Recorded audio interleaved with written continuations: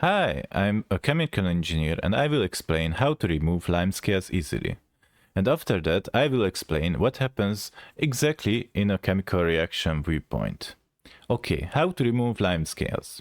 First of all, try to get the surface as wet as possible with water. And don't use anything on it, just water. If you already use some cleaning products on it, then wash it down with a lot of water. And if there is a surface, like wash basin, or something like it, then run the water for 5 seconds. You want to remove all the cleaning product from the surface. If you don't do it, then you will create some nasty fumes which will harm your lung. It depends on the cleaning product. I advise you not to take risk with it. Use vinegar. It is an acid and you can use it on any limescale to remove it. Just use 20% or 10% solution on the scale and watch it dissolve.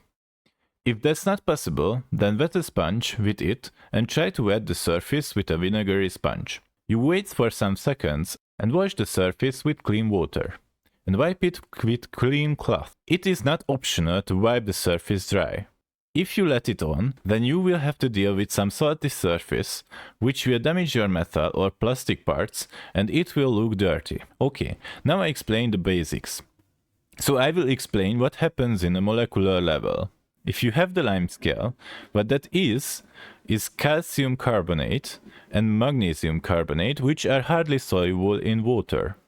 So, it meets with water, it can create calcium ion, magnesium ion, and the carbonate ion. These will recombinate and will create the same calcium carbonate and magnesium carbonate molecule.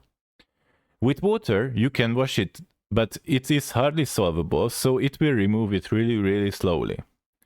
What can help if you use heat to solve the scale, but it will the least effective way to remove it. So what happens with vinegar is that the vinegar will make a more stable solution with the calcium ion and give a proton hydrogen ion to the carbonate ion. So it will create a less stable molecule of hydrogen carbonate ion, which is more soluble in water. If you use enough acid, then you will create the hydrogen carbonate molecule, which name is carbonic acid. Carbonic acid is really unstable molecule. It will decay fast to CO2 and water molecules. Both of these things will be created in such a low amount it won't hurt you. The CO2 is a gas which will evaporate fast and that will cause the bubbles. But beware, if there will be no scale left, wash it down with water. Because it will rust the surface of the metals, it will leave behind the calcium acetate salt. What can help to speed up this process is that you can use heat to solve more of the calcium carbonate molecule, and it will make the reaction faster. None of these chemicals will hurt you if you do it on low heat. If you use heat to make the reaction faster, then you should pay attention not to inhale vinegar, because it will irritate your lungs and damage your nasal and lung.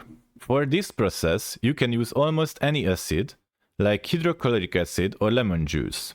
Vinegar is cheap and you can use it for cooking too, so it is a no-brainer. These will do the job too, but hydrochloric acid is a bit more acidic than vinegar, so don't get it on your hands. If you do, then wash it down. It will irritate your skin, and if you don't wash it down fast enough, then it can create wounds.